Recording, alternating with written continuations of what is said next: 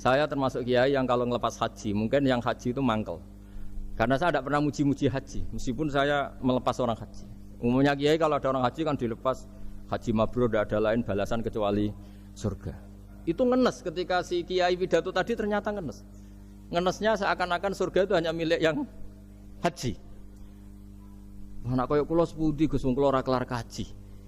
Semenjak itu setelah saya jadi kiai ya dendam juga. Akhirnya setelah saya jadi kiai kalau ngaji orang yang haji mabrur balasannya surga, orang yang fakir sabar juga surga, orang yang sering dimarahin istri juga surga. Katanya pokoknya surga terus. Sampai yang mau haji itu, Gus gimana kok bahas kita kok sama dengan mereka? Ya karena saya ada ulama pesanan kata gitu. Bismillahirrahmanirrahim. Subhanaka la ilma lana illa ma 'allamtana innaka antal alimul hakim. Allahumma shalli wa sallim ala sayyidina Muhammad wa ala alihi wa sahbihi ajmain. Amma ba'du. Yang sangat saya hormati Dekan Fakultas Kedokteran UGM, juga tri dari Profesor Zaini, Profesor Ova Amelia, yang terhormat Dr. Naini, Dr. Profesor Dr. Madharina Zulia, dan semua yang hadir, termasuk teman kami Dr. Zulfikar, semua teman-teman kru, semua yang dari UGM, semua pendengar yang sangat saya hormati. Saya tidak akan cerita tentang perspektif kesehatan karena ini wilayah yang menangani kesehatan. Mereka lebih spesifik, lebih tahu. Tapi saya akan cerita tentang sejarah kurban. Saya masih ingat pesanan Pak Zaini, berkali-kali beliau bilang saya, agama yang masuk negara enggak konflik itu diantaranya paling spesial itu Indonesia. Karena para wali ini mendampingi kultur daerahnya, tapi tidak benturan. Misalnya kalau orang Jawa dulu pakai sesajen di sawah-sawah, katanya dimakan penunggunya. Ya penunggunya sawah itu kalau dulu ya pikirannya itu makhluk gaib. Di era modern ya penunggunya itu ya kambing, ayam itu jadi. Ya memang yang makan itu akhirnya. Tapi dulu itu aneh diistilahkan dimakan penunggunya. Kalimat penunggu itu apa ya gak jelas, apa dengan tanda petik apa penunggu betul gak jelas. Wali-wali datang tidak mengkafirkan itu, tapi terus dirubah jadi sedekah ke tetangga-tetangga. Jadi kultur itu enggak dilawan, tapi cukup diubah. Jadi makani demit menjadi sedekah ke tetangga. Nah cerita kurban juga seperti itu. Dulu tokoh-tokoh Quraisy, penunggu Ka'bah, itu dulu sudah ndak tauhid, sudah musyrik kalau dalam bahasa agama. Itu di mana-mana termasuk kebutuhan pokok manusia itu kalau kumpul-kumpul tuh makan-makan. Itu mulai dulu. Terus korbannya itu ya pasti perempuan mulai dulu. Jadi hanya bagian masak, boleh makan nanti ngenteni luwian itu, ngenteni bekas-bekasnya. Sehingga yang nyortir Abu Jahal CS itu. Jadi yang kurban harus hewannya bagus, spesial, bahkan nggak boleh dikawinkan. Hewan yang mau dikorbankan itu nggak boleh dikawinkan, nggak boleh pernah dikendarai, nggak boleh pernah dipakai bajak sawah dan sebagainya. Semuanya serba spesial. Nanti dikorbankan di Ka'bah, yang dijual Ka'bah. Nah pertanyaannya, Ka'bah ini nggak pemakan daging, yang untung ya ketua-ketuanya ini, karena Ka'bah tidak doyan daging. Dan itu ya di atas namakan Allah, ini demi taqarrub ilallah, demi itu. Sehingga mereka bilang waqalu hadhihi an'amu wa harsun hijrul la yat'amuha illa man nasa'u bi za'mihim. Ini hewan kurban harus spesial dan yang berhak makan hanya orang-orang spesial, yaitu para penunggu Ka'bah, para sadanatul bait. Tapi karena mereka sudah tidak benar, tidak jujur, Islam mau merubah tradisi itu. Tapi kalau tradisi itu dirubah, maka Islam akan terkenal pelit karena dari acara makan-makan menjadi tidak ada makan-makan. Jadi kadang kebenaran itu harus diganti dengan sesuatu yang tidak ekstrim, karena tadi dari acara makan-makan menjadi sama sekali nggak makan-makan. Maka terus diganti oleh Islam dengan kalimat udhiyah, dengan kata kurban. Nah kenapa itu harus terjadi? Karena kurban itu sebetulnya syariatnya Nabi Ibrahim, di mana orang Mekah itu memang turunan Nabi Ibrahim, sehingga sisa-sisa makan-makannya masih. Cuma mulai ada melenceng, ada sesajen, ada khurafat, ada bid'ah. Kemudian itu mulai masalah. Terus Rasulullah Muhammad SAW datang ingin benahi itu. Tapi yang dibenahi adalah menghilangkan kemusyrikannya, bukan makan-makannya. Akhirnya diganti oleh udhiyah. Nah, kenapa ada kurban? Kalau dalam banyak literatur, Nabi Ibrahim alaihissalam itu nabi yang paling, dengan tanda kutip, mengklaim kalau beliau itu orang paling sayang kepada Allah, paling dekat kepada Allah. Enggak ada yang dicintai selain Allah. Beliau memaklumatkan itu baik secara lisan maupun di gemuruh hatinya, di bisikan hatinya, di detak jantungnya, pikirannya seperti itu. Pas itu beliau belum punya putra karena beliau termasuk lambat punya anak. Suatu saat ditakdir punya putra, yaitu Ismail. Pas seneng-senengnya jalan, pas seneng-senengnya punya anak, sama Allah disuruh nyembelih. Anak kamu harus kamu sembelih. Ibrahim kaget. Kenapa ya Allah? Kamu adalah orang yang sering ngomong bahwa yang paling kamu cintai saya. Tapi setelah ada anak kamu, kayaknya enggak. Protes Nabi Ibrahim, Pak. Yang benar Gusti, iya harus anak kamu. Karena beliau kadung janji, kadung komitmen yang paling dicintai Allah, tidak ada yang lain. Saya akan mencintai engkau ya Allah, meskipun harus mengorbankan anak saya. Sehingga cerita terus disyariatkannya kurban itu. Ketika Nabi Ibrahim berkomitmen melaksanakan perintah itu, Ismail juga mau nurut, bersama Allah diganti oleh hewan kurban yang bernama kambing. Sehingga versi cerita itu bahwa Allah akan maklumi ketika orang mencintai Allah secara serius, bersamaan dengan itu orang juga mencintai anaknya dengan proporsi masing-masing. Itu di khazanah-khazanah yang saya baca. Versi kedua,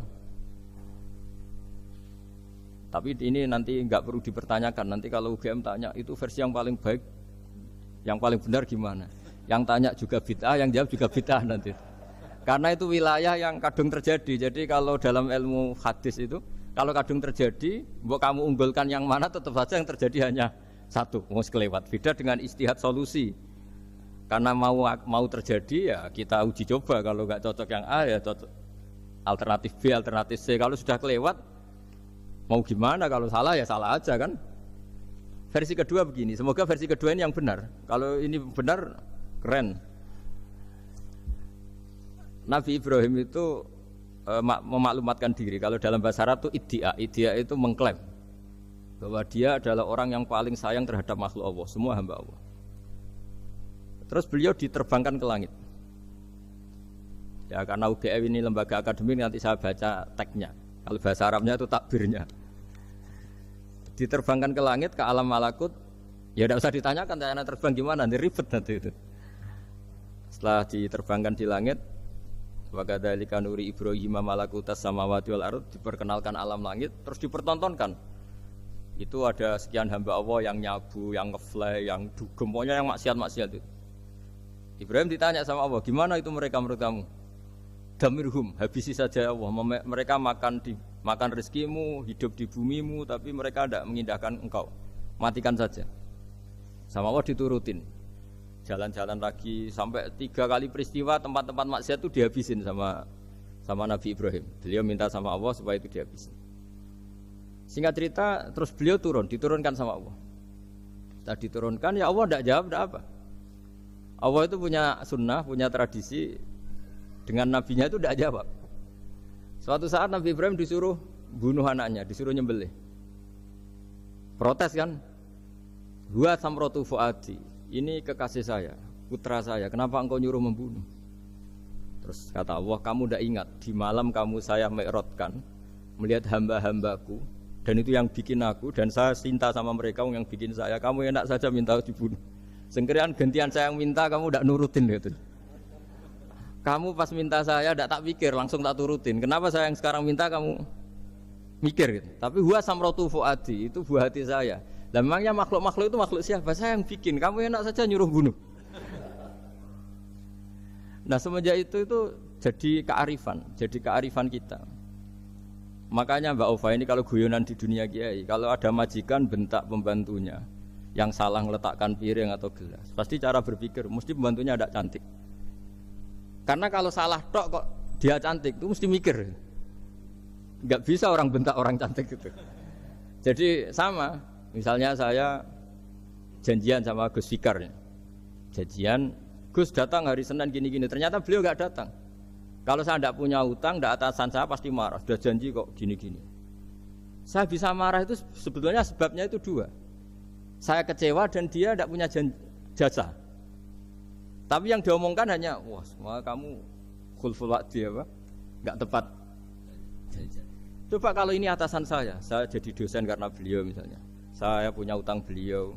Mbok nyulayani janji apa kan? Nggih mboten napa-napa kan. Sama. Ada majikan mencintai pembantunya karena sangat cantik, mana ada mencahno piring. Omahe dirubahno itu tidak apa-apa gitu kan gitu. Sama. Makanya ada guyonan di dunia kiai itu, ada anak perempuan kan enggak lazim ya, perempuan pakai GL Pro kalau dulu, mungkin sekarang pakai Ninja, pakai celana jin. Sopo iku wong luput suwo itu? Siapa itu perempuan kok gitu? Niku ponakane jenengan, Mbah. Astagfirullah, muga-muga pangeran nyepuro.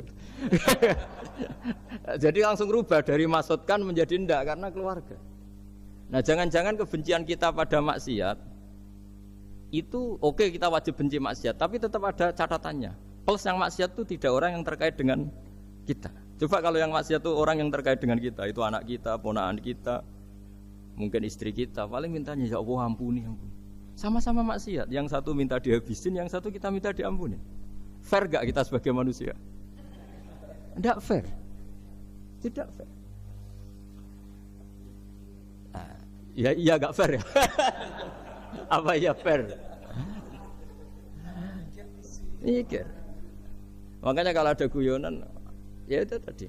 Ada supir salah dimarahin, pasti supir ini belum pegang rahasia.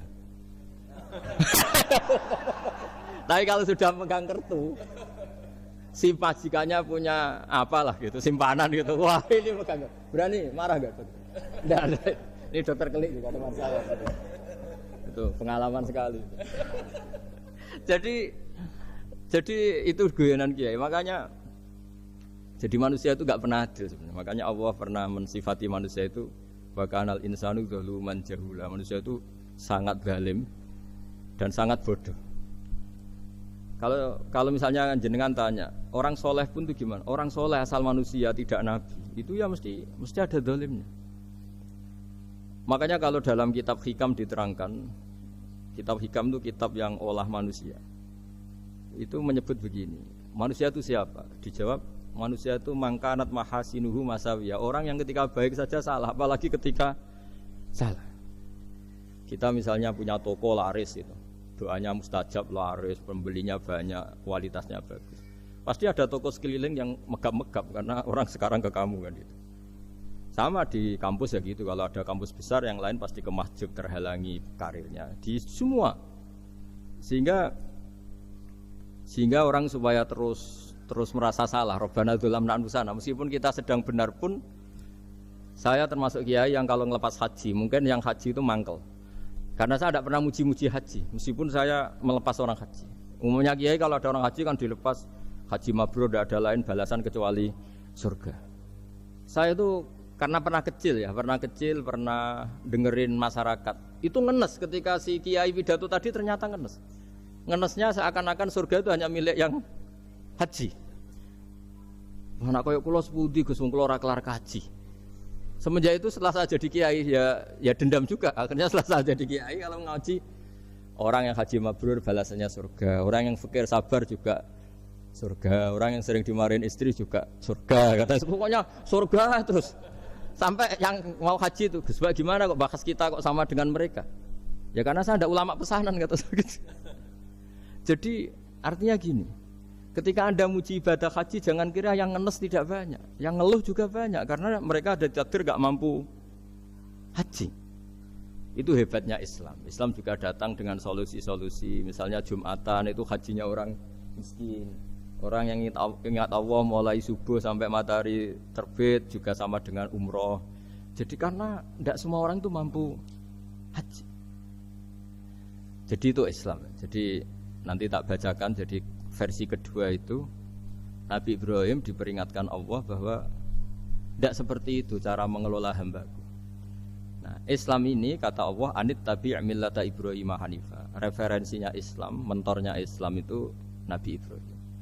Sehingga kita alhamdulillah punya sejarah wali songo. Saya punya orang tua Kiai Nur Salim itu sayang sekali sama umat, Mbah Mun juga gitu. Saya sama Profesor Zaini itu sudah mulai tahun 2000, terus tiap hari ketemu juga nggak pernah kecewa. Beliau itu pernah disalahpahami, mungkin Bu Ova belum dengar ini. Pernah disalahpahami karena beliau itu tangan kanannya kan agak kuat. Jadi kalau ngambil papa itu pakai tangan kiri. Itu pernah disalahpahami ya, mungkin orang hasud karena tidak mengkonfirmasi langsung mengklaim beliau itu kiai profesor, kalau apa-apa pakai tangan kiri. Kira-kira pertanyaan sunnah rasulnya mana kan gitu. Beliau itu ya hanya corong Jawa itu berambang, agak nangis tapi tidak sampai keluar air mata tapi berambang. Terus beliau bilang gini ke saya seharusnya gimana Mas Pak? Ya kalau Pak Zaini ingin jadi wali ya tidak usah menjelaskan. Kalau Pak Zaini ingin menjelaskan berarti ingin diakui makhluk. Tapi kalau nggak dijelaskan mereka salah paham terus. Tapi cepat jadi wali karena sudah mulai mengabaikan apa kata mereka. Tapi kalau menjelaskan ya enggak, ya lama jadi walinya. Tapi bagusnya orang nggak salah paham. Pak Zaini tertawa-tawa. Jadi wali apa enggak? Jadi saya tuh lama sekali sekamar dengan beliau ada di Badan Wakaf ya Mas Fajar ya. Badan Wakaf yang atas itu kan dulu tempatnya Pak Rektor kan kosong. Nah, itu kita tempati sama Pak Zaini bertahun-tahun tiap hari diskusi. Dan nggak pernah ceritanya beliau itu penting. Karena seneng guyon, memang khasnya ulama itu seneng guyon. Kemarin saya ketemu Pak Kures, beliau cerita, saya ini punya idola Gus Pak. Kalau manggil saya Gus kadang ya Pak. Dulu beliau doktor filsafat, lama-lama jadi Syekhul Azhar. Itu kalau ke kuliah pakai bis, ya. kata Pak Kures pakai bis. Suatu saat di Al Azhar itu kan beda dengan di yang lain ya, agak-agak modern. Si gurunya ini, beliau itu karena banyak yang berdiri, beliau duduk ada perempuan berdiri, terus yang lelakinya berdiri, terus jatah duduknya dikasihkan perempuan. Perempuannya itu pakai pakaian yang agak minim, agak seksi lah, agak minim. Terus si Syekhul Azhar tadi saat itu belum Syekhul Azhar, punya 2 permen. Ini ceritanya Pak Kures punya 2 permen, terus yang satu sudah dibuka, yang satu masih bungkusan, masih ditawarkan. Silakan Mbak, kamu milih yang mana? Milih yang masih itu. Padahal bukanya itu supaya lebih gampang. Ternyata milih yang masih bungkusan. Kenapa Mbak? Ya ini lebih steril karena pakai bungkus. Oh iya. Itu pelajaran itu. Terus Pak Kures nantang saya, Gus Pak punya enggak cerita tandingan? Wah kalau saya kebalikannya Pak. Di kereta itu ada Cina, enggak khitan ya. Ketemu sama kiai kampung. Terus, kenapa khitan? Enggak khitan juga sama gini-gini gitu. Terus dikasih pisang. Terus dimakan, dikupas dulu. Kok enggak langsung aja? Terus kata Pak Kures, nah ternyata sama Pak Zaini sama Pak Kures itu dibalik ke profesorannya. Ceritanya itu ya guyon terus. Karena memang agama ini itu kalau masalah kebenaran itu serius, tapi dibalik kebenaran ini yang perlu dicatat oleh semua yang mencintai agama ini, bahwa Allah itu tidak butuh taat kita. Dan Allah tidak akan gagal sebagai Tuhan karena maksiat kita. La tanfa'uhu ta'atuhum wa la tadurruhu maksiatuhum. Allah tidak akan ngefek ketika semua orang taat ya enggak ngefek, semua orang maksiat juga enggak ngefek. Karena Allah ini zat yang punya eksistensi sejati, sehingga hubungan kita dengan Allah itu tidak ngefek ke Allah, tapi ke kita sendiri. Sehingga mereka lebih rileks karena enggak merasa harus mati-matian bela Allah. Allah tetap Al-Qayyum, zat yang bisa berdiri sendiri. Sehingga di kitab-kitab itu ada bab namanya Mizahun Nabi, guyonan-guyonan Nabi. Itu ada babnya sampai di kitab Ihya, di kitab banyak lah kita. Masyhur itu suatu saat ada orang sepuh sowan ke Nabi karena sudah sepuh. Beliau pamit lah, kira-kira jam segini pamit, ya Rasulullah saya mau pulang karena nanti kemalaman. Karena beliau jalan kaki yang orang sepuh. Kata Nabi, "Dah tenang saja di sini, nanti pulang kamu udah jalan kaki. La ahmilan naki alab ninaqah, nanti kamu tak naikkan anaknya unta." Pikirannya orang sepuh tadi namanya anak unta itu ya kecil. Wa ma fa'altu bibni naqah, apa yang bisa saya lakukan dengan anak unta? Sudah tenang saja. Setelah beliau ngaji lama, ya dikasih unta tua itu. Silakan kamu bawa unta saya ini. Ini kan unta tua, ada anak unta. Ya meskipun tua ya anaknya unta kata Nabi. Ya tapi cerita saja. Meskipun tua juga anaknya unta. Jadi agama itu rileks. Nabi Ibrahim kembali lagi ya karena syariat Ibrahim. Nabi Ibrahim itu pernah minta supaya nyawanya itu diperpanjang karena umumnya orang itu kan ingin nyawa panjang, ingin umurnya panjang. Beliau yakin penting nyawa panjang, umur panjang. Allah tidak jawab gak apa. Suatu saat ada tamu, orangnya itu sepuh sekali. Nabi Ibrahim karena orang yang sangat menghormati tamu dikasih kurma, anggur. Itu setiap dimakan dikunyah meler lagi keluar. Karena sudah sepuh, nggak ada giginya, dikunyah keluar lagi. Itu jawabnya Nabi Ibrahim, ya Allah, masuk lagi ke kamar, sholat lagi, mengcancel doa panjang umur. Katanya Ibrahim, oh jenengan jawab toh gitu. Artinya kalau ingin tua sekali ya nasib kamu kayak itu gitu. Jadi karena beliau tahu itu jawaban terus masuk kamar, oh jawab tuh Gusti jenengan, terus membatalkan doanya. Itu Nabi Ibrahim. Kalau orang sekarang enggak, ndonga ngarani, ya tua ya tetap sehat, tetap wah itu. Itu lebih ribet itu. Iya, jadi karena doa itu kalau nggak diperjelas itu ya repot. Ini cerita supaya kita berislam itu ceria.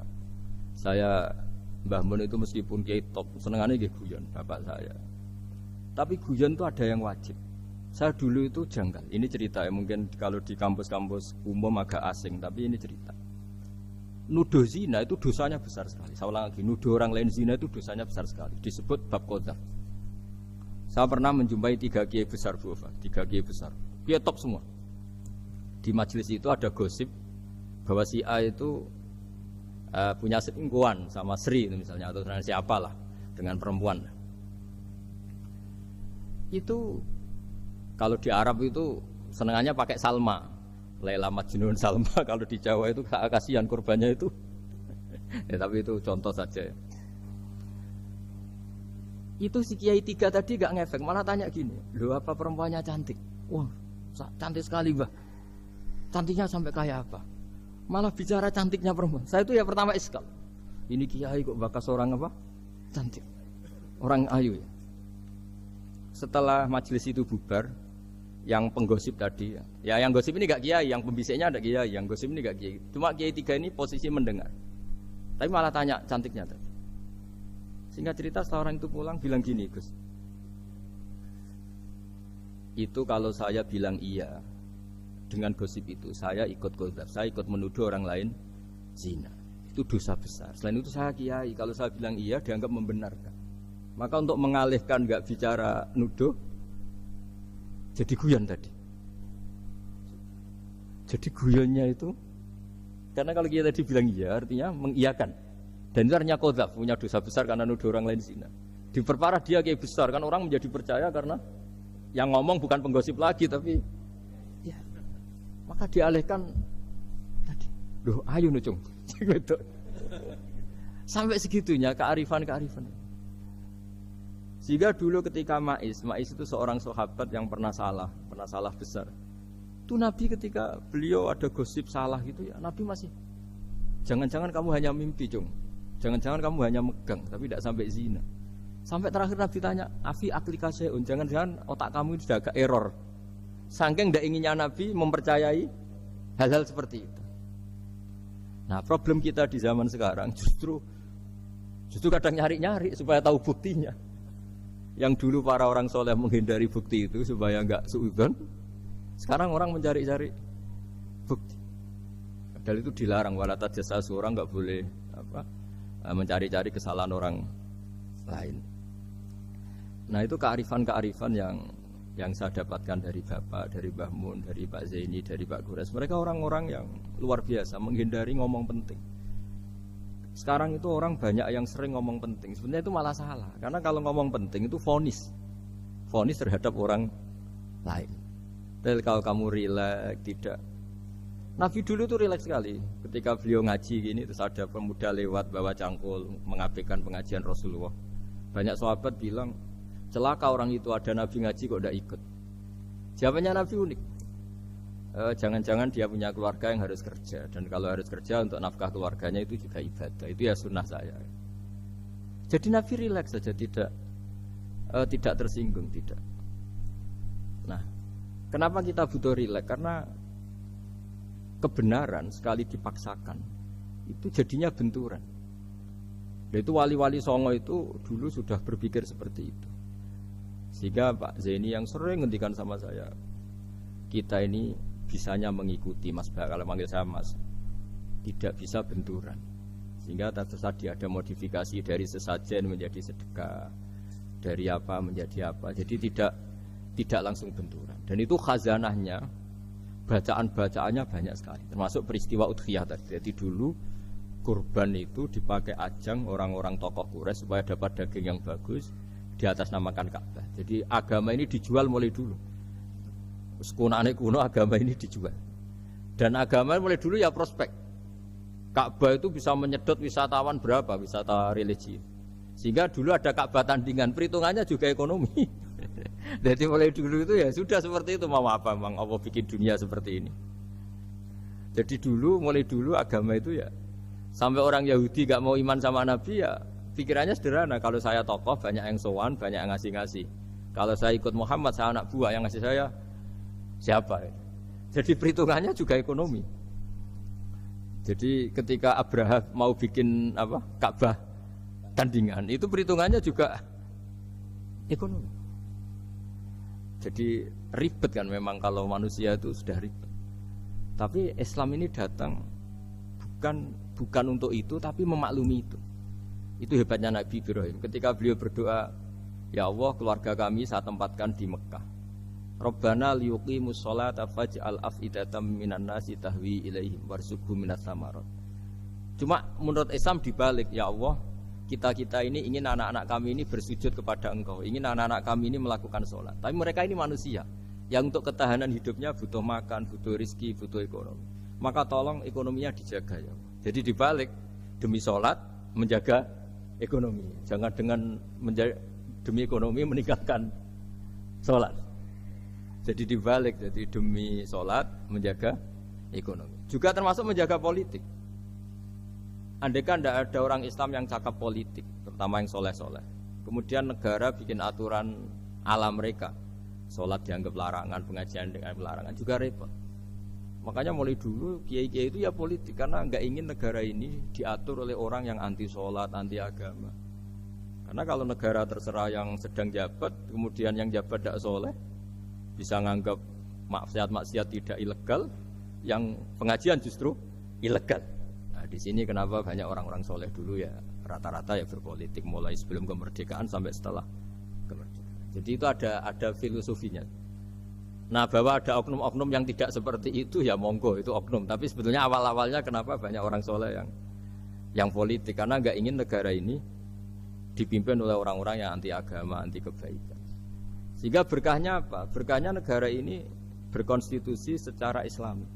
Meskipun tidak negara Islam, tapi tadi hak asasi manusia terjaga, hak belajar, hak beragama, hak ibadah. Coba bayangkan kalau kita jadi korut, Korea Utara kan pusing. Jadi, nah itu uniknya, lagi-lagi ini cerita uniknya. Itu mulai dulu itu tidak ada benturan. Ketika ada Masumi, ada Partai NU, ada macam-macam. Muhammadiyah datang di Jogja itu Mbah Ahmad Dahlan itu teman dekatnya Mbah Hasyim. Saya tahu banyak tentang, namanya dulu Darwis. Itu dulu ngajinya sama pernah buyut-buyut Qiyami di sini. Dulu ngaji Mbah Soleh Darat, Mbah Ahmad Dahlan sama siapa itu Mbah Hasyim. Ketika di Mekah yang Mbah Ahmad Dahlan ngaji Syekh Khotib Minangkabau itu ya sama Mbah Hasyim. Nah kebetulan Mbah Ahmad Dahlan hidup di Jogja yang zaman itu sudah khurafatnya kayak apa, karena ada sistem agama yang sangat, menurut beliau sangat jauh dari Islam yang murni. Terus beliau revolusinya seperti itu. Yang Mbah Hasyim nempat di Jombang. Nah itu kan murni ilmu sosial, murni muqtadul hal.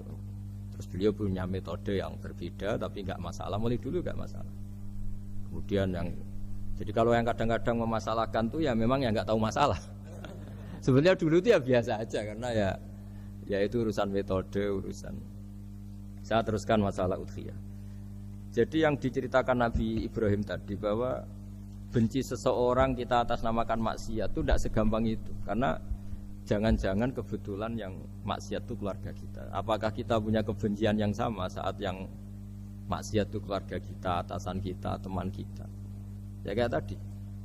Kalau saya corong Jawa dibelenjani janji, ada orang janji sama saya nggak tepat waktu, saya bisa marah, itu pasti sebabnya jelas. Itu bawaan saya nggak berjasa sama saya. Kalau kata dokter Kelik nggak cantik ya. Tapi kalau itu orang yang misalnya rektornya bilang, maaf ya saya tidak bisa datang hari ini, tidak apa-apa. Pasti manut itu. Atau yang nyelayan janji kiai itu, kamu harus teko itu. Ini betul apa-apa. Gayanya saja kita marah karena full waktu apa ingkar janji. Sama. Intinya Nabi Ibrahim itu coba kalau yang maksiat itu anak kamu berharap saya ngasih tobat kan, bukan langsung tak habisin kan. Intinya Allah ingin bilang ke Nabi Ibrahim, andai kan yang maksiat itu anak kamu, ingin saya menghabisi apa tak kasih tobat? Ya kasih tobat ya. Ya seperti itu saya yang bikin. Maka di Al Azhar sana kalau cerita orang-orang alim itu masyhur. Ada tempat maksiat mau dihabisin sama orang-orang yang sangat keras. Ketemu Syekh Mutawalli Sa'rawi, ditanya, andai kan mereka mati saat maksiat, itu mereka ke surga apa ke neraka? Ya ke neraka. Terus ditanya sama Syekh Mutawalli, kalau mereka ke neraka, akan adzalika muradan Nabi? Apa seperti itu yang digadaki Nabi, umatnya mati terus masuk neraka karena belum tobat? Tidak, Nabi inginnya mereka tobat dulu. Ya sudah, jangan dihabisi. Kamu berproses ikut mentobatkan mereka. Kebetulan ini mau mendengar. Jadi kita lunak, kita baik itu ya semuanya ingin la'allahum yarji'un, semoga mereka kembali, mereka tobat. Bukan lunak dengan arti mengakui maksiat itu satu kebaikan, itu yang bahaya. Kalau lunak sampai mengakui itu maksiat itu kebaikan, itu bahaya sekali. Tapi kita lunak karena kita ingin berproses untuk bertobat.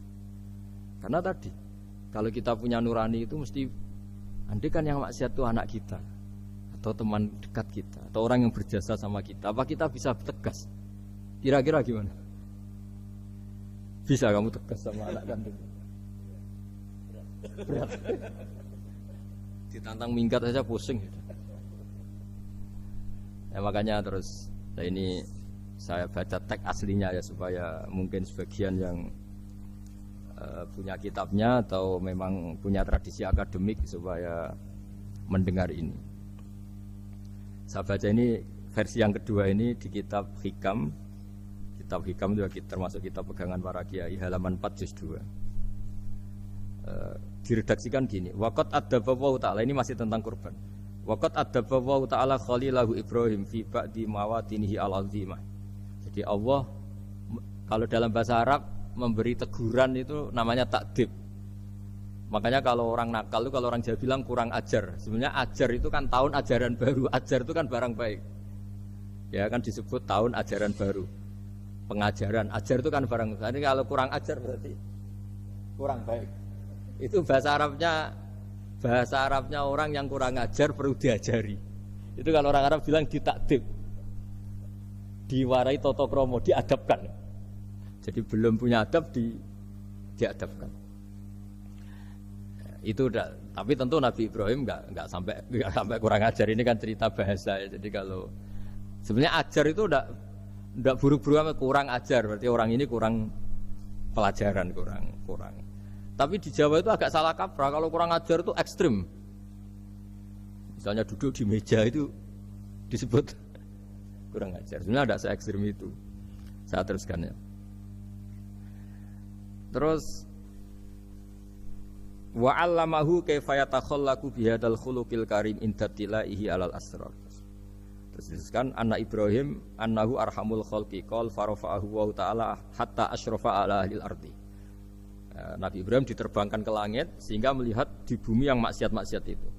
Faqala ya rabbi damirhum, habisi saja. Terus faqala wa ana arhamu bi ibadi minka ya Ibrahim ihbit fala allahum yatubun wa yarjiun. Jadi setelah permintaannya semua dikabulkan, dihabisin sama Allah, terakhir cobalah kamu sekali-kali dakwah ke mereka. Kamu belum pernah dakwah kok tahu-tahu minta mereka dihabisin. Coba kamu dakwah Jangan-jangan mereka mau kembali. Nah terus sebagian cerita itu terus diteruskan ketika suatu saat Ibrahim akhirnya diminta menyembelih putranya. Inni arafil manami anni atfahu kafangdur mata taro. Falamma tashammara lidzalik wa akhadha sikin biyadi qala Allahumma hadza waladi wa thamratu fuadi wa ahabbun nasi ilayya. Ya Allah, ini buah hatiku, ini orang paling saya cintai. Kenapa engkau menyuruh ini supaya saya bunuh? Terus beliau dijawab sama Allah, ama ta'lamu anni rahimun bi ibadi kama anta syafiqun bi waladik. Fa idza sa'altani ihlaka 'abdi as'aluka dzabha waladik wahidan bi wahidin. Jadi kalau dulu kamu minta supaya hamba saya tak habisin karena maksiat, sekarang saya juga minta kamu menghabisi anak kamu. Tapi ini kan anak saya, sama itu hamba saya yang bikin juga saya. Nah semenjak itu Ibrahim dianggap sebagai bapak kasih sayang. Karena semenjak itu terus beliau orang yang paling sayang. Sampai ada 3 nabi yang menjadi metodenya Rasulullah SAW sebagai mentornya. Kalau Nabi Nuh melihat kemaksiatan langsung bilang, Rabbi la tadzar alal ardi minal kafirina dajjaro, habisi semua ya Allah.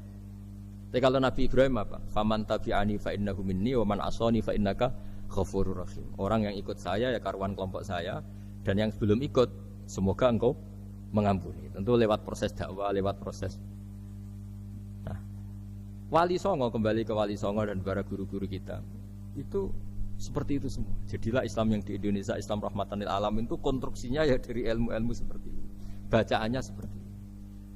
Karena ternyata kita tegas tadi ujung-ujungnya karena itu tidak cantik, tidak atasan kita, tidak berjasa sama kita.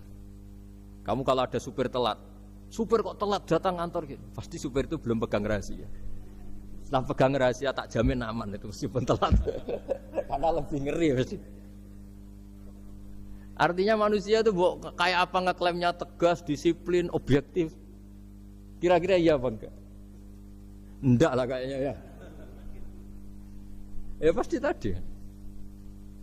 Nah itu yang makanya bapak saya kalau guyon sama saya itu, kalau umumnya orang itu kalau di dunia kiai muji istiqomah. Istiqomah itu konsisten jadi imam masjid, konsisten jadi guru, jadi apa. Kalau bapak itu sering guyon ke saya, iku istiqomah apa mau digenti wong liya katanya.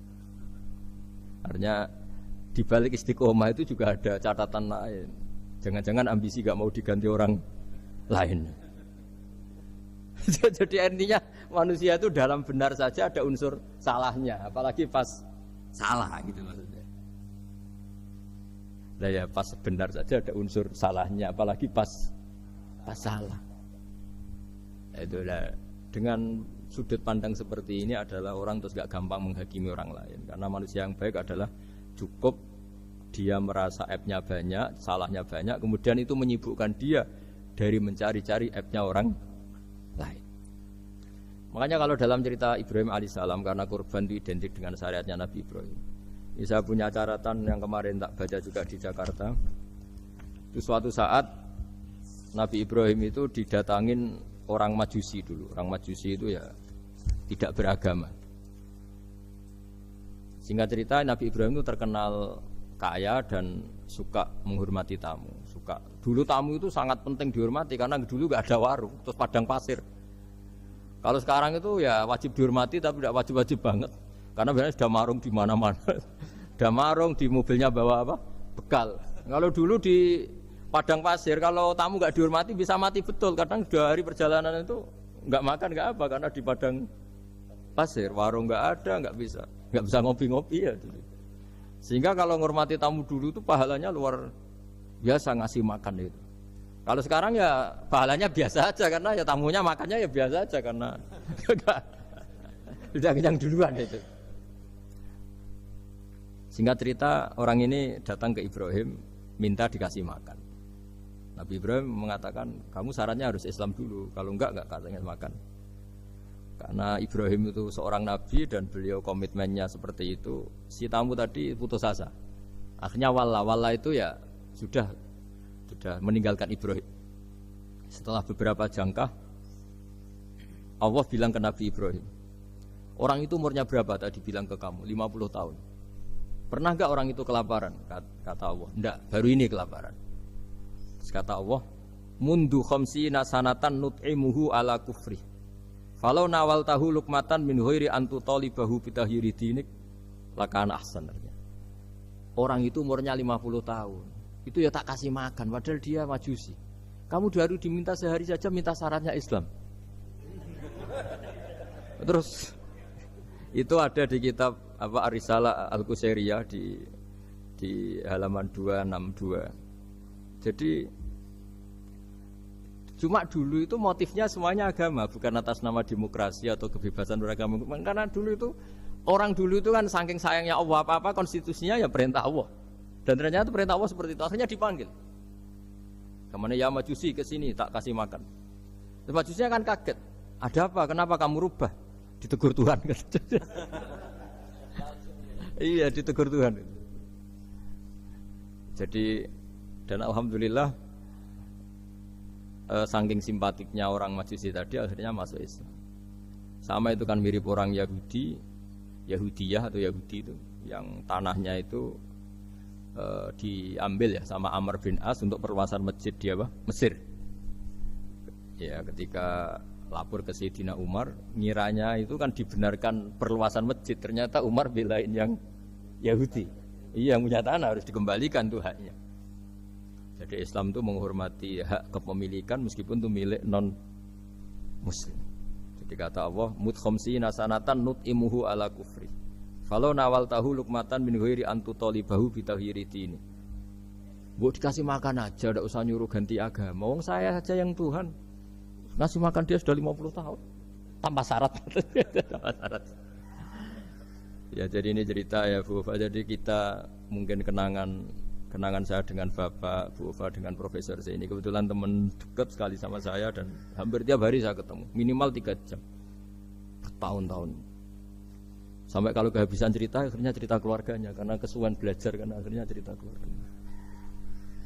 Maksud saya tadi ini saya cerita ini barang baik ketika beliau pernah ditahan karena aktivis dulu. Itu pas mau lahirnya Bu Ova, terus beliau berdoa mati-matian delalah dibebaskan. Beliau sempat nunggui kelahirannya Bu Ova ini terus dinamai Aufa Amalia. Itu kalau dalam bahasa Arab itu Aufa itu Allah memenuhi apa yang saya angen-angen. Jadi itu ceritanya itu gitu. Jadi nama itu spontan aja ketika iya, jadi beliau itu aktivis dulu. Bukan di penjara karena korupsi atau kriminal, bukan karena aktivis. Karena kalau model sekarang Bu Ova kalau nggak dijelaskan detail ditahan karena aktivis, nanti dikira ditahan karena yang lain. Ribet kan? Jadi ditahan karena beliau itu dulu aktivis, bukan karena apa. Ya saya kira demikian. Monggo kalau ada sesi tanya jawab, kalau tapi yang ringan-ringan saja nanti jadi serius. Berapa pertanyaan? Apa waktunya? Pakai waktu 10 menit ya. Ini pas. Iya, terima kasih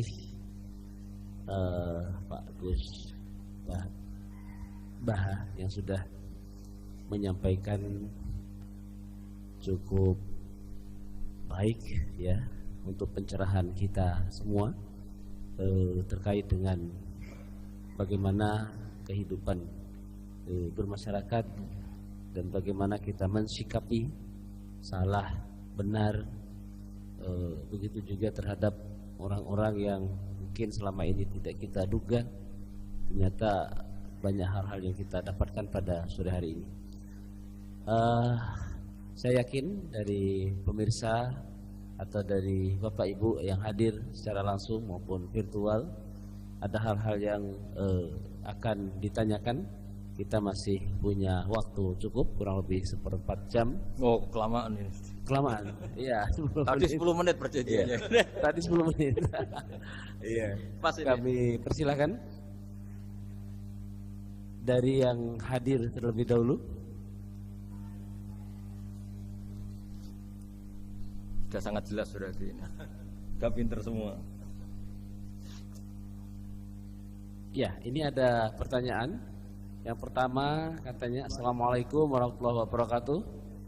Pak Gus Baha, dalam ingin bertanya dan ingin tahu bagaimana supaya kita bisa selalu berpikir nubuwah di setiap peristiwa yang menimpa kita di kehidupan sehari. Semoga.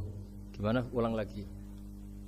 Dalam ingin bertanya dan ingin tahu bagaimana supaya kita bisa selalu berpikir nubuwah di setiap peristiwa yang menimpa kita di kehidupan sehari-hari. Begini ya, jadi andaikan kita baca banyak, setidaknya sering mau mendengar. Nah, hidup itu sangat baik, bukan sekedar baik, sangat baik. Misalnya kita sedang dapat nikmat, ya Islam menganjurkan syukur. Syukur itu ya dapat pahala. Kalau sedang banyak masalah seperti sekarang mungkin ada pandemi apa, Islam mengajarkan sabar. Sabar itu juga pahala. Nanti kalau kita masih hidup yang rumat anak bojo ya ibadah. Nanti kalau mati karena penyakit mat'un atau ta'un juga syahid. Jadi Islam melihat hidup itu rileks. Karena ya memang rileks. Ketika ada orang miskin susah makan enak, itu kata ulama idamuhu alju. Kalau kamu ingin makan enak, kata si miskin ya ingin. Gampang makan enak itu. Kamu sangat lapar, nanti semuanya juga enak. Jadi, itu nubuah. Jadi Nabi itu resepnya gampang. Coba kalau sampean puasa melihat tempe itu sudah tertarik sekali. Tapi kalau kamu sudah habis makan melihat sate kurang enak, ini kurang enak karena saking memang sudah semuanya nafsu kan. Tapi sudah puasa semuanya enak. Jadi kalau ingin nubuah misalnya kita miskin itu ada fadilahnya orang miskin, keutamaan orang miskin. Itu malaikat ngauditnya bingung karena mau diaudit apanya nggak punya apa-apa kan. Jadi artinya barokahnya miskin kita hisabnya juga ringan, mau diaudit apanya nggak punya apa. Iya kan? Nah, yang orang kaya barokahnya kaya bisa amal, bisa ikut bantu masjid, bantu madrasah, bantu kebaikan. Nah, itu berpikir nubuah. Terus kedua terbiasakan yang agak unik, ini mungkin wilayah medis. Yang agak unik dalam Islam itu mimpi itu Bu Fayo, mimpi. Itu sama kenyataan itu tinggi mimpi derajatnya. Andai kan orang masih zaman orisinil, mimpi sama hidup nyata itu hebat mimpi. Karena begini, misalnya saya melihat ibu-ibu sama bapak-bapak melihat langsung seperti ini. Saya mesti berpikir nafsu. Kalau yang saya punya kepentingan ini tak anggap orang prospek, kalau yang enggak punya kepentingan enggak prospek. Pertanyaannya adalah orang yang saya anggap prospek bisa membantu saya ternyata jenisnya kikir. Yang tak anggap tidak prospek ternyata jenisnya dermawan. Kita kan sebenarnya nggak tahu. Lalu pertanyaannya, pandangan kita terhadap orang lain itu berdasar fakta apa berdasar harapan? Berdasar harapan. Tapi kita ngeklaim seakan-akan itu fakta. Nah, beda dengan mimpi. Asal tidurnya benar loh ya, tidak muakan buku banyak terus ngorok tidur itu. Tidurnya benar misalnya kita posisi normal, wudu, setelah wudu baca ayat kursi terus tidur kayak posisi orang meninggal ya, mujur utara ya, pokoknya kayak orang meninggal itu. Ya utara dan selatan terus menghadap kiblat. Itu kalau mimpi itu ada alamat-alamat yang lebih orisinal daripada kehidupan nyata.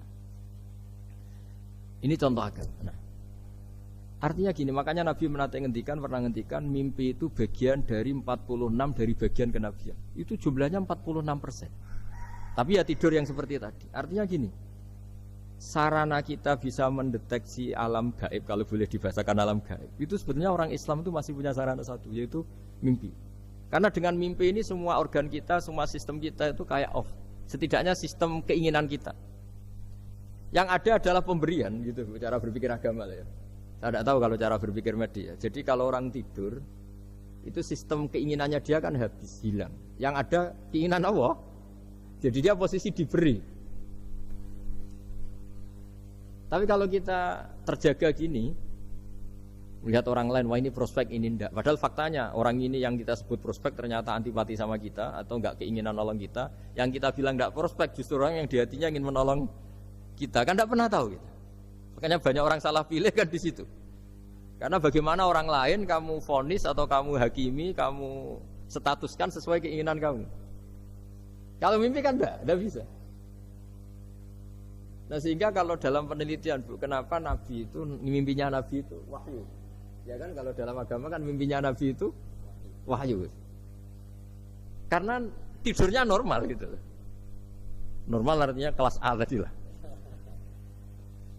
Makanya banyak orang awam pun yang wah, sing tak sekseni persis mimpiku, yang saya saksikan persis mimpi saya. Orang awam saja ngalami, apalagi yang Nabi.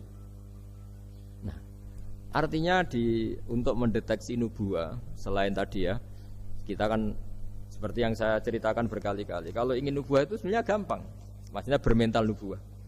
Kalau saya sekarang hidup, ya anggap saja bisa melakukan kebaikan lagi. Kalau sekarang saya mati atau akan mati, anggap saja mati itu mengakhiri semua potensi keburukan Anda. Sekarang mungkin kita ada zina, ada korupsi, ada maling. Tapi siapa yang bisa menjamin bahwa kita tidak akan maksiat di masa depan? Dengan mati, potensi itu hilang. Makanya Nabi melihat mati itu ya sederhana. Wa tawaffani idza kanatil wafat khairan li. Ya Allah, hidupkan kami ketika hidup kami menambah kebaikan. Matikan kami jika mati itu mengakhiri kejahatan.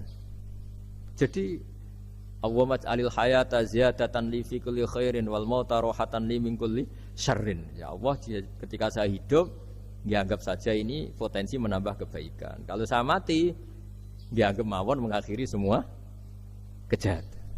Sehingga ya mati itu pasti baik.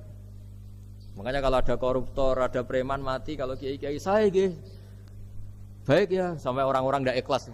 Baik di mana orang penjahat gini? Padahal kiainya di hatinya, ya baik sekarang tidak penjahat lagi, sudah mati. Nah itu ada ilmunya sebenarnya, karena kematian itu punya sisi positif. Orang tidak bisa jahat lagi. Ya saya kira demikian. Oke, ini ada pertanyaan berikutnya, Pak Sa.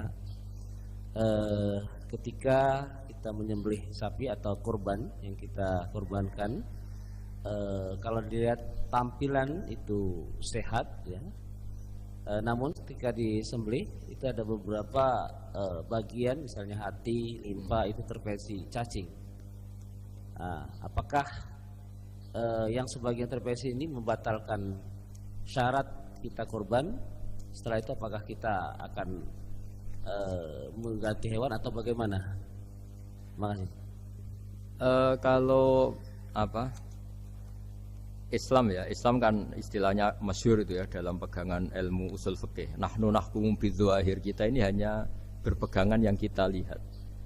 Jadi kalau secara medis, secara apa sudah diperiksa oleh dokter-dokter hewan dinyatakan sehat, ya itu sah. Bahwa faktanya nanti ada limpa atau hati yang terinfeksi, ya itu nggak usah dimakan tentu, tapi korbannya tetap sah. Nah beda dengan misalnya suatu saat mungkin ya ada satu kemampuan observasi medis yang komprehensif sampai hewan yang lahirnya sehat bisa dideteksi ini ya mungkin kalau milih itu karena harga murah ya menjadi dasar kan, karena motifnya kikir. Tapi kalau dari awal tidak tahu ya tetap sah itu, tetap sah. Ya, sambil nunggu pertanyaan, ini ada beberapa mungkin titipan pertanyaan. Titipan pesanan pesanan ya. Sudah kayak partai politik. Bahwa ya kalau dulu kan misalnya Nabi Ibrahim itu memang orangnya sudah Islaminya kuat, dengan Allah itu memang sudah percaya dan memang pasrah gitu ya. Ketika ingin menyembelih putranya itu adalah untuk peningkatan keimanan atau ketakwaan. Nah kira-kira dalam aplikasi sekarang, kira-kira apa yang kira-kira bisa menyamai seperti itu? Kita misalnya sebagai orang kesehatan, sebagai pendidik, mungkin sebagai karyawan, kira-kira apa yang menyamai keimanan atau ketakwaan seperti itu, Pak? Oh ya, jadi saya punya kitab namanya Khilyatul Auliya. Di situ ada beberapa catatan orisinil ya yang ada di kitab Taurat, Injil yang masih orisinil. Karena perawinya, pencatatnya itu orang yang Coro Jawa menangi lah, yang pernah neliti itu. Itu diantara yang diceritakan di kitab-kitab itu adalah memaklumatkan diri, bikin sarana publik yang mudah dimengerti. Jadi kita pakai contoh yang awam saja ya. Kita tahu kalau itu bidan karena di situ ditulis bidan siapa, Sri Handayani misalnya. Di situ dokter gigi ditulis dokter gigi. Kita tahu itu dokter gigi. Toko juga gitu, ini toko bangunan. Terus kita tidak salah pilih. Masa beli lipstik di toko bangunan? Semua itu barokahnya tulisan, itu. Barokahnya maklumat. Itu. Nah, dulu yang dituhankan itu berhala. Berhala itu barang fisik muncul. Akhirnya nggak ada pilihan lain orang menyembah berhala karena itu yang dimunculkan. Sehingga agama ini syaratnya harus muncul. Yuzhirahu ala dini kulli. Agama ini harus muncul. Zuhur itu maknanya muncul, makanya dikatakan waktu sholat duhur karena di mana waktunya sangat jelas, karena maknanya duhur itu muncul. Nah, Nabi Ibrahim itu nabi yang setiap malam munajat. Itu doanya gini, ya enggak doa ya, kayak bergumam emosi. Tapi emosinya Nabi. Ya Allah, dunia ini tidak fair. Engkau zat yang begitu penting. Engkau Tuhan yang mengatur alam raya ini. Kemudian orang tidak mengenali engkau. Coba betapa buruknya bangsa Indonesia kalau nggak tahu kalau presiden itu Pak Jokowi misalnya. Atau orang UGM nggak tahu rektornya itu Pak Manut misalnya. Dekannya Bu Ova di kedokteran. Itu kan lucu. Atau anak kamu nggak tahu kalau kamu orang tuanya. Itu kan mangkel loh betul itu. Tahu saja enggak. Nah, Ibrahim itu tiap malam gitu. Dunia ini tidak fair. Engkau Tuhan yang begitu penting menciptakan langit bumi, kemudian manusia itu tidak mengenali engkau. Bahkan menyembah selain engkau. Wah, itu nah, supaya Allah diketahui gimana? Terus ada simbol-simbol itu. Ada masjid, ada pengajian, ada macam-macam. Nah, ilmu sosial juga gitu. Mungkin ya banyak lah orang yang tanpa kurban pun sedekah daging sama tetangga atau ngasih uang sama temannya untuk nyate itu. Tapi ini nggak bisa dimaklumatkan. Yang bisa dimaklumatkan adalah pas udhiyah, pas kurban. Jadi intinya gini, kebenaran itu menjadi baik. Itu kalau dimaklumatkan terus orang lain mudah mengakses. Dan itu termasuk syariat besarnya Nabi Ibrahim. Makanya disebut sya'irullah, sesuatu yang terkenal sekali. Jadi syiar itu pengajian supaya apa? Syiar itu harus terkenal. Nah barokahnya terkenal itu menjadi tahu. Misalnya ini masjid diketahui. Masa kan nyuwun sewu misalnya ini klub saja ada namanya, masjid nggak ada misalnya menaranya. Orang mau ke maksiat gampang mencari, mau ke masjid enggak. Makanya Mbah Mun guru saya itu termasuk unik, berfatwa masjid itu wajib ada menaranya. Dulu saya iskal wajibnya di mana. Tapi setelah saya pikir-pikir memang menara itu penting karena tadi mau tempat maksiat aja gampang, masa ke masjid susah. Terus tulisan kamar mandi juga penting karena dengan itu tamu nggak mikir kan. Ya kalau nggak ada tulisannya yang cowok ke wanita, yang wanita ke cowok kan ya ribet. Nah, di antara syariat Nabi Ibrahim yang mendekatkan ke Allah apa? Memaklumatkan. Ya, memaklumatkan bahwa Allah adalah Tuhan dengan berbagai cara. Mulai pelatihan, mulai macam-macam. Ya sama lah orang Indonesia kok nggak tahu kalau ideologinya Pancasila itu kan mangkel betul itu. Saking nggak disosialisasi misalnya atau nggak dimaklumatkan. Jadi awalu hadzal-din itu at-tahaddi atau wal i'lam. Pertama Nabi jadi Nabi dari Gua Hira, itu ya langsung naik ke Gunung Sofa, memaklumatkan diri kalau beliau Nabi yang mengajarkan tauhid. Jadi makanya saya ini ya umumnya orang kiai lah, saya Pak Zeni semuanya itu sebenarnya inginnya juga orangnya. Karena apa? Karena tidak tahu kan. Makanya pertama kali ibadah sama Allah itu apa? Ma'rifatullah. Coba pertama ibadah itu apa? Ma'rifatullah kan, mengenali bahwa Allah itu Tuhan.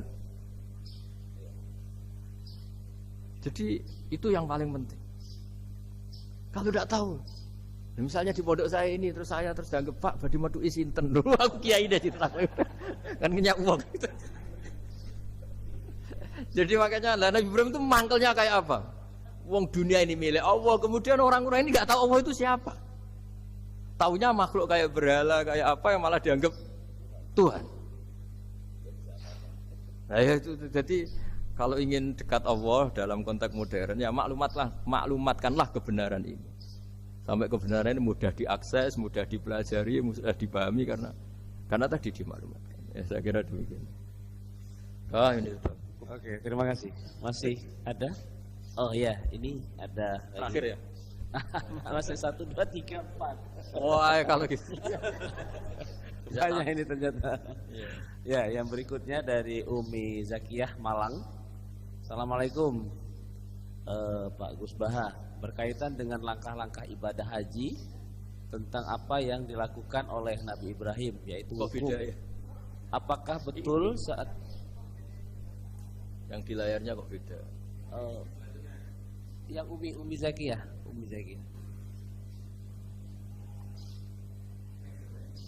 Next.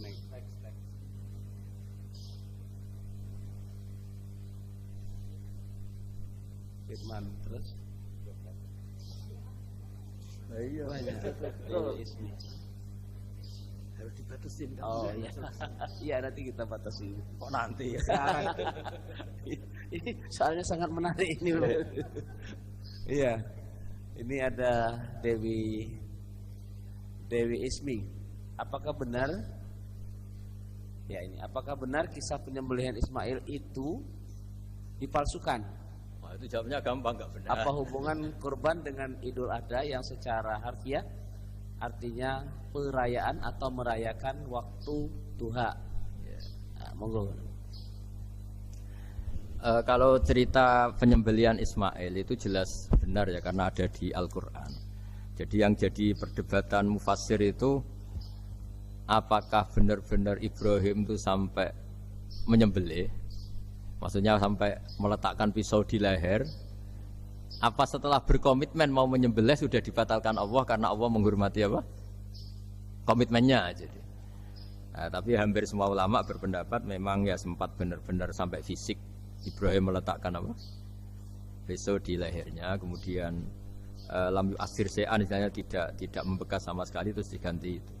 Jadi cerita itu populer sekali. Tapi yang penting adalah tadi cerita saya bahwa itu karena Ibrahim pernah mengklaim beliau cinta Allah itu enggak tertandingi oleh makhluk apapun. Terus diuji ketika punya anak, mencintai anaknya, terus diuji dengan cara kalau kamu betul hanya mencintai saya, ya anak kamu sembelih gitu. Ternyata mau juga, berarti betul gitu. Tapi setelah betul ya sudah tetap normal lah tetap. Tapi tidak usah dipraktekkan nanti kalau. Terus kalau masalah udhiyah itu bukan kaitannya dilakukan waktu duha, ndak. Memang duha yudhi tadkhiyatan itu artinya ya menyembelih yang memang kebetulan waktunya setelah sholat. Nah, waktu sholat itu kemudian bisa dibahasa Arabkan waktu duha. Jadi ya memang saling terkait. Kalau bahasa Arab itu memang semuanya begitu. Jadi kalau orang yang perilakunya baik itu disebut Muhammad, orang yang terpuji. Sehingga Nabi Muhammad punya nama lain namanya Ahmadu, saya memuji Allah. Kan Hamidah Yahmadu, kalau ingsun Ahmadu saya memuji. Jadi kalau bahasa Arab memang itu bofa. Kalau bahasa Arab itu memang unik. Bahasa Arab itu semuanya itu merujuk kosakata. Makanya kalau Pak Quraisyah menulis tafsir itu mesti melibatkan kosakata. Kayak Rasul itu asli maknanya Rasul itu ya utus.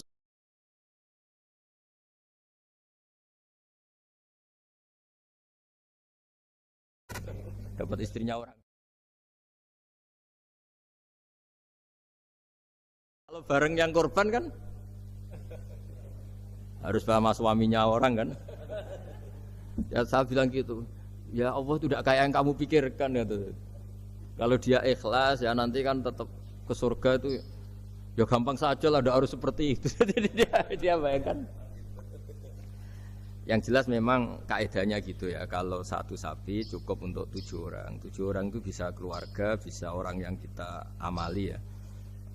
Karena memang Islam mulai dulu itu membolehkan orang amal untuk orang lain. Jadi dulu ada orang, ya Rasulullah, orang tua saya ini sudah sepuh. Beliau sangat ingin haji, tapi kalau haji nggak bisa karena sudah tidak bisa berkendara unta.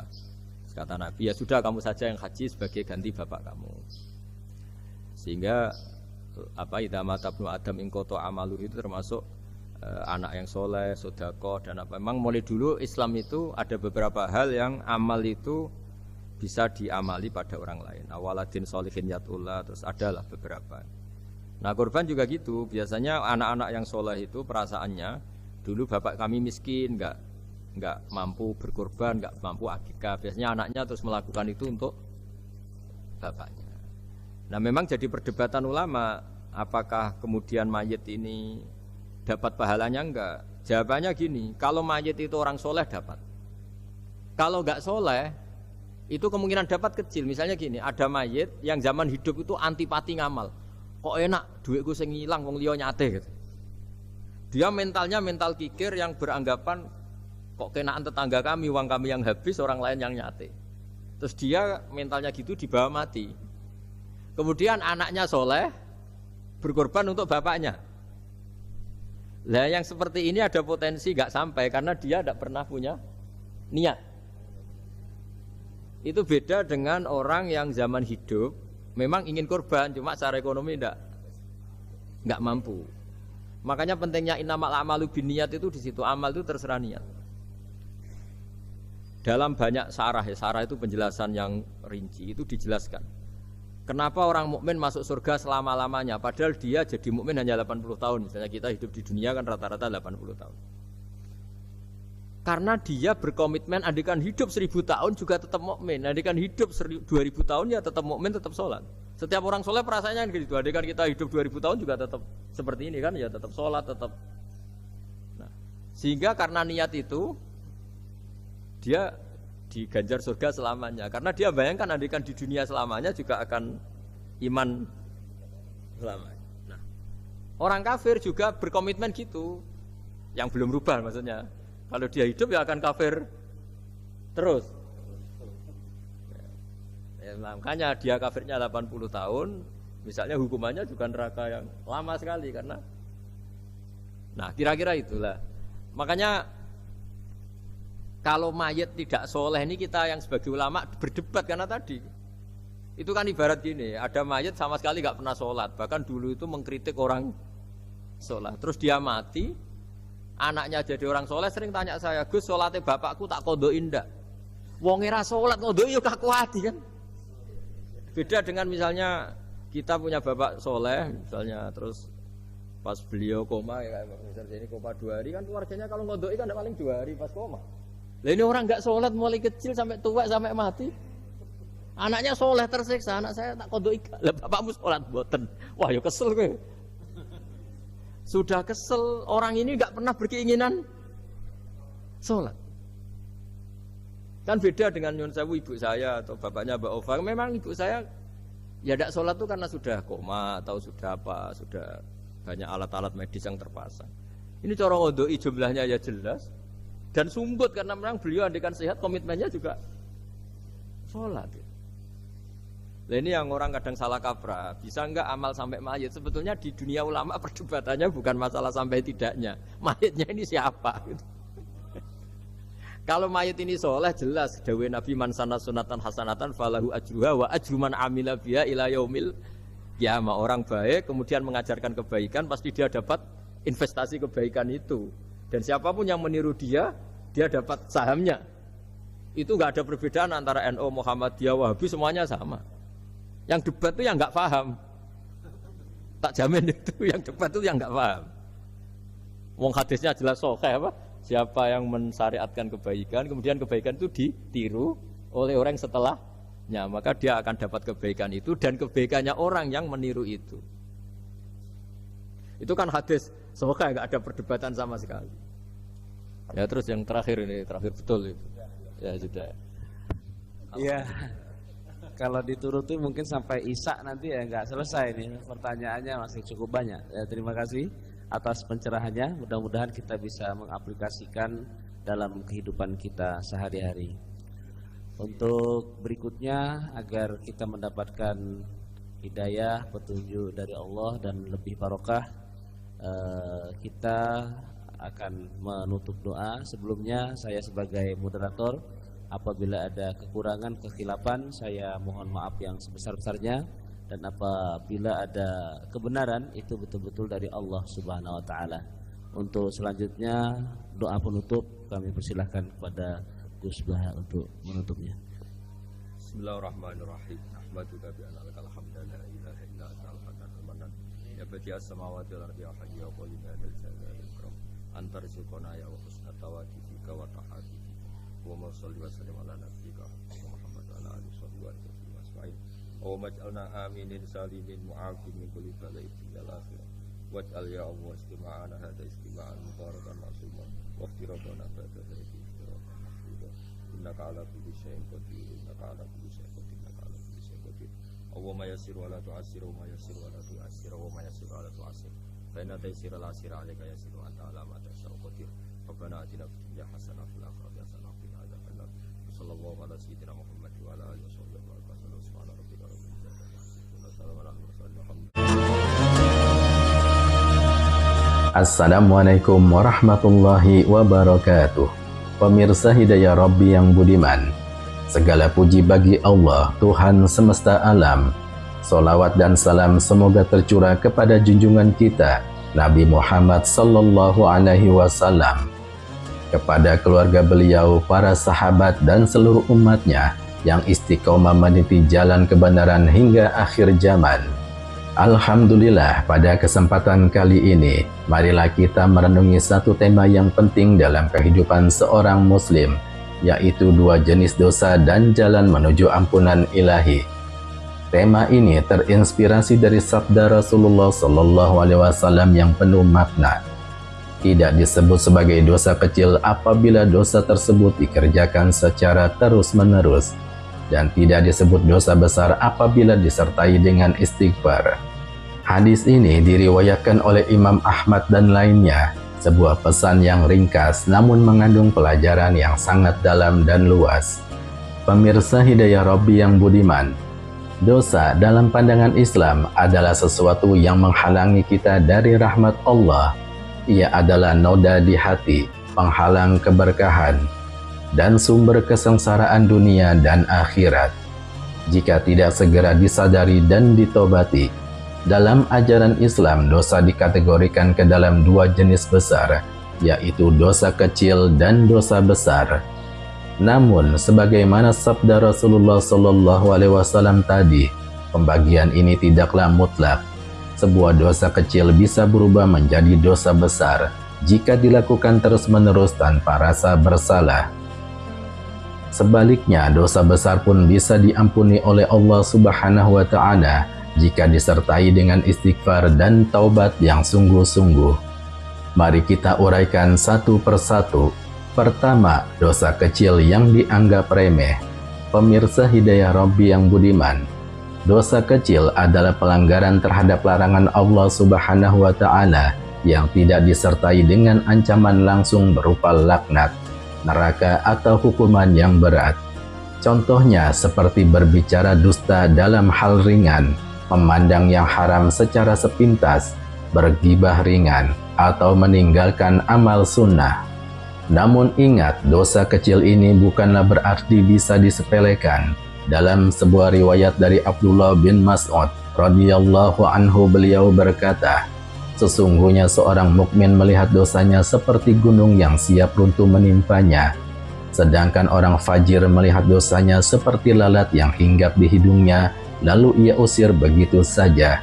Hadis riwayat Imam Bukhari. Itulah bedanya hati yang hidup dan hati yang mati. Mukmin sejati selalu merasa takut meski terhadap dosa kecil. Pemirsa Hidayah Rabbi yang budiman, jika dosa kecil dilakukan terus-menerus, maka ia bukan lagi kecil. Ia menjadi besar karena menunjukkan sikap meremehkan Allah Subhanahu wa Ta'ala. Perbuatan yang diulang-ulang tanpa istighfar menunjukkan bahwa hati telah menganggapnya bukan masalah. Bayangkan jika kita setiap hari berdusta kecil, menunda sholat, atau berkata kasar kepada keluarga, apakah Allah tidak melihatnya? Apakah malaikat tidak mencatatnya?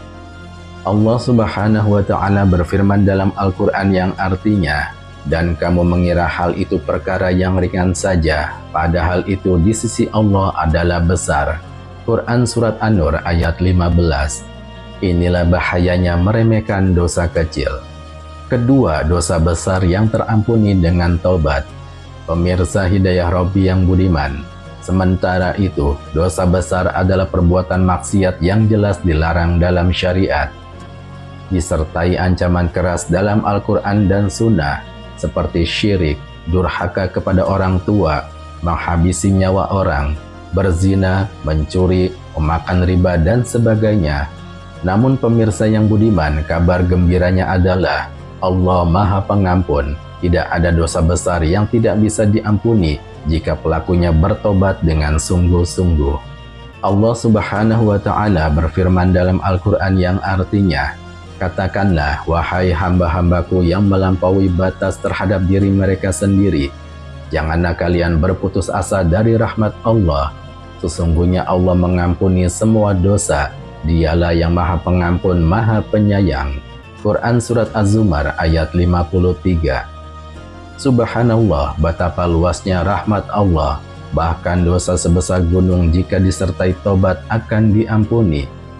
Lalu, apa itu tobat yang sebenarnya?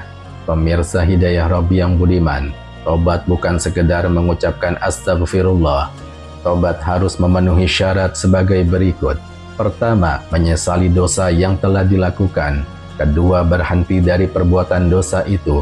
Ketiga, bertekad tidak akan mengulanginya lagi. Dan yang keempat, jika menyangkut hak orang lain, maka wajib dikembalikan atau meminta maaf.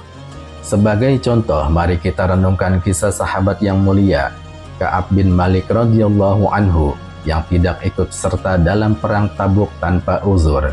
Rasulullah Shallallahu Alaihi Wasallam marah kepadanya dan dua sahabat lain, hingga Allah menurunkan ayat yang menyatakan bahwa tobat mereka diterima. Selama 50 hari mereka dijauhi oleh semua orang. Mereka benar-benar merasakan beratnya konsekuensi dosa, namun tetap sabar dan bertobat, hingga akhirnya Allah mengampuni mereka. Dalam Al-Quran, Allah Subhanahu wa Ta'ala berfirman yang artinya, dan terhadap 3 orang yang ditangguhkan penerimaan tobat mereka hingga ketika bumi terasa sempit bagi mereka. Kemudian Allah menerima tobat mereka agar mereka tetap dalam tobatnya. Sesungguhnya Allah, dialah maha penerima tobat lagi maha penyayang. Quran Surat At-Taubah ayat 118. Pemirsa Hidayah Rabbi yang budiman, janganlah kita menunda-nunda tobat. Kita tidak tahu apakah besok kita masih punya waktu. Jangan tunda sampai tua, jangan tunda sampai sakit, jangan tunggu sampai di penghujung usia, karena tidak ada yang menjamin kita akan sampai ke sana. Imam Hasan Al-Basri rahimahullah pernah ditanya, apakah tobat itu? Beliau menjawab, tobat adalah menyesali masa lalu, meninggalkan dosa saat ini, dan bertekad kuat tidak akan kembali kepada dosa itu di masa depan. Sungguh Allah maha penyayang, namun kita jangan menantang kemurahannya. Jangan berpikir, saya akan maksiat dulu nanti saya tobat. Itu bukan tobat, itu mempermainkan Allah Subhanahu wa Ta'ala. 3. Bahaya meremehkan tobat. Pemirsa Hidayah Rabbi yang budiman, salah satu tanda hati yang sakit adalah merasa aman dari dosa, merasa nyaman di dalam maksiat. Seseorang yang merasa aman dari azab Allah, maka dia telah tertipu oleh dunia. Allah Subhanahu wa Ta'ala mengingatkan, maka apakah mereka merasa aman dari makar Allah? Tidak ada yang merasa aman dari makar Allah kecuali orang-orang yang merugi. Quran Surat Al-A'raf ayat 99. Ketahuilah bahwa setan akan menipu manusia secara bertahap. Ia membuat dosa besar terlihat biasa dan dosa kecil dianggap tidak penting. Inilah jebakan yang harus kita waspadai. Keempat, kisah nyata yang menggugah. Pemirsa Hidayah Rabbi yang budiman, ada sebuah kisah nyata yang menyentuh. Seorang pemuda di Timur Tengah hidup dalam kemaksiatan. Ia suka minum, berzina, dan malas sholat. Suatu hari ia mengalami kecelakaan mobil yang parah. Dalam kondisi koma, ia bermimpi bertemu dengan seorang lelaki bersorban putih yang berkata kepadanya, waktumu hampir habis, Allah masih memberimu kesempatan, bertobatlah. Setelah sadar, ia menangis terseduh-seduh dan mulai berubah. Ia belajar agama, memperbaiki sholat, dan berhenti dari semua dosa. Hari ini ia menjadi seorang da'i yang aktif menyeru ke jalan Allah. Semua itu karena satu kesempatan yang diberikan Allah Subhanahu wa Ta'ala. Pemirsa Hidayah Rabbi yang budiman, jangan tunggu teguran dari Allah dalam bentuk musibah. Mari kita buka lembaran baru dari sekarang. Kelima, istighfar, kunci penghapus dosa. Pemirsa Hidayah Rabbi yang budiman, Rasulullah Shallallahu Alaihi Wasallam yang ma'asum, yang diampuni dosanya yang lalu dan yang akan datang, tetap beristighfar lebih dari 70 kali dalam sehari. Demi Allah, sungguh aku beristighfar dan bertobat kepada Allah dalam sehari lebih dari 70 kali. Hadis riwayat Imam Bukhari. Kalau Rasul saja begitu, bagaimana dengan kita? Mari biasakan lisan kita dengan istighfar. Dan biasakan pula sholat tobat di tengah malam. Menangislah dalam doa kita. Curhatkan dosa kita kepada Allah. Sesungguhnya Allah senang mendengar rintihan hambanya. Pemirsa Hidayah Rabbi yang budiman, ingatlah bahwa hidup ini singkat. Dunia ini bukan tempat tinggal, tapi tempat singgah. Jangan biarkan dosa-dosa kecil menumpuk dan jangan berputus asa dari dosa besar. Rahmat Allah lebih luas dari langit dan bumi. Mari kita jaga diri kita dari dosa sekecil apapun. Jangan biasakan hati kita dengan maksiat. Jangan abaikan panggilan Allah untuk kembali, karena boleh jadi hari ini adalah hari terakhir bagi kita. Wallahu a'lam bishawab. Wallahul muwaffiq ila aqwamit thoriq. Wassalamualaikum warahmatullahi wabarakatuh.